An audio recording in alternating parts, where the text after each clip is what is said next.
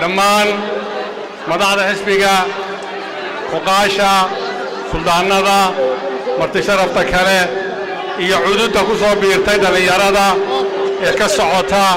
ururada kala gedisan madaxdooda iyo xubnahoogaba waxaan ilaahay assalaamu calaykum waraxmatullaahi wabarakaatuh waxaan aad ugu bogaadinayaa oo aan aad ugu mahadnaqayaa dhalinyarada reer Gabiley ee maanta muujiyey caqligoogii tuujiyey ee gartay dantu halkay ugu jirto iyaga iyo Somalilandba waxaan marka hore ka xumahay shil dhacay laba baabuur isku dhacday intii ku dhaawacantay waxaan ilaahay ka rajaynayaa in ilaahay caafimaad siiyo waxaan farxadii ah maanta oo aan joogo magaalada Gabiley gobolka Gabiley oo aan dhalashana ka soo jeedo dhaqanna ka soo jeedo oo ah magaaladaydii aan imiday anigoo dhalinyaro ah ee aan wax ku bartay waxaan u arkaa inay tahay soo dhawayntaan soo dhawaynayo iyo bogaadintaan bogaadinayo dhalinyarada ku soo biirtay xisbiga waxaad aniga ii tahay farxad gaar ah oo haddii laba goor la dhalanayo waa dhalashadaydii labaad waxaan musharax baan ahay madaxweyne ku-xigeen Somaliland xisbiga wadani guud ahaan dalka Somaliland baan musharax ku-xigeen u ahay laakiin gaar ahaan waxaan ugu taaganahay oo aan sallida musharaxnimada u dhigtay gobollada galbeedka Maroodijeex Gabiley Saaxil Awdal iyo Salel Gabiley sidii hore looga dhawaajiyay dhalinyaradu u sheegtay cid gaar ah uma xidhna waxay u tashanaysaa oo ay ka tashanaysaa oo ay u xidhan tahay danteedu halka ay ku jirto gobolka Gabiley waxaan musharax u ahay uma ihi keliya inaan ahaan musharax baan haydhaaho waxaan musharax u ahay waxyaalo badan oo ka jira dalka Somaliland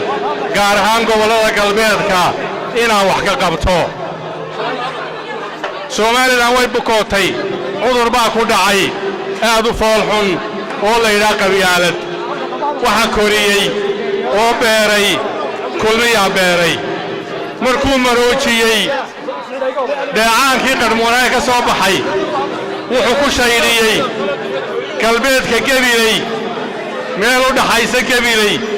iyo magaalada Booramo ku shaydhiyey urtii halkaasay taallaa aad iyo aad baan uga xumahay waxaan rajaynayaa oo aan ku dadaalayaa oo aan ku kalsoonahay inaan ku bedeli doono udgoon halkaa la dhigo oo soo celisa wanaaggii iyo kalgacalkii iyo muxubbadii dhex taallay dadka walaalaha ee ku wada nool labada gobol Gabiley waxaan imiday anigoo ina yara waxaan galay guriga dugsiga dhexe ee Qalax markaan waxoogaa joogay waxa la odhan jiray abti waxaan nasiib daraa 5 bilood ka hor in la igu yiri magaalada Gabiley miyaanad ka baqayn markaa dhex maraso yaa beeray cuqdadaasi xumaanta ayaa beeray kulmiyaa beeray waan ka maydhi doonaa haddii alla yidhaaho waxaa la odhan jiray oo ay lahaayeen gobollada galbeedku gaar ahaan kelmado aad u fiican oo naxariisi ku dheehan tahay bay lahaayeen waxaan is odhan jirnay huunno kelmado qallafsan baa beddelay waxaan soo celinaynaa kelmadaheennii naxariista lahaa kelmadaheennii dhaqanka ku fadhiyey ee suubanaa baan soo celinaynaa musharaxa madaxweynaha xisbiga wadani cabdiraxmaan gobollada bari buu ka soo jeedaa anaa galbeed ka soo jeeda wixii tabashay ee yaalla ee Gabiley ka maqan ee Awdal ka maqan ee Saaxil ka maqan ee Maroodijeex ka maqan anaa u jooga haddii alla yidhaaho anaa soo raadinaya gobolnimada Gabiley kaarkeegii anaa gacanta ku qaadaya waxaan rajaynaynaa marka wadani xukunka qaado inay miiska taallo oo lagu manaafacaadsan doono haddii ilaahay yidhaaho waxaan rajaynayaa dadka reer Gabiley waa dad goba waxaa ka soo jeeda abwaankii weynaa ee tima cadde wuxuu yidhi dugsi mala qabyaaladii waxay dumisa mooyaane waa nasiib darro maanta in lagu sifeeyo reer Gabiley inay qabyaaladda horseedu yihiin aan iska maydhno nin reer Gabiley aan ahay waan la qabaaye aan iska maydhno waxaa ka soo jeeday in hagaa dheere caaqilkii weynaa markuu yaabay dad siday wax u wadaan wuxuu yidhi waxaanu nahay duul culimo qastay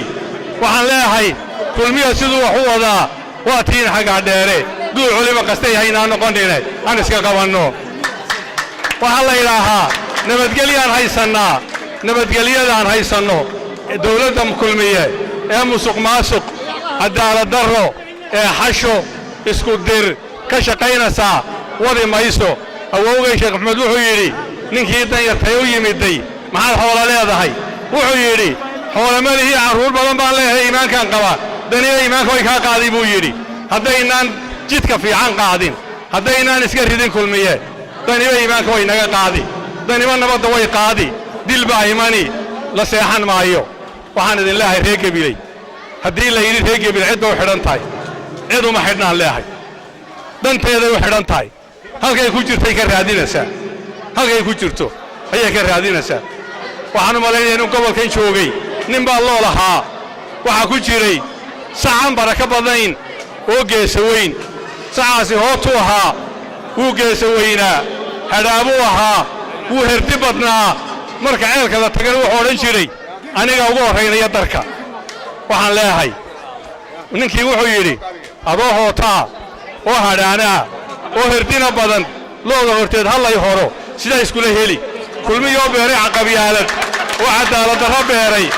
oo sidcayna baday oo isku keendiray inuu maantayna yidhaa hallay doorto waan ma suurtagalbaa reer Gabiley idinka idiin taalla fartiinnu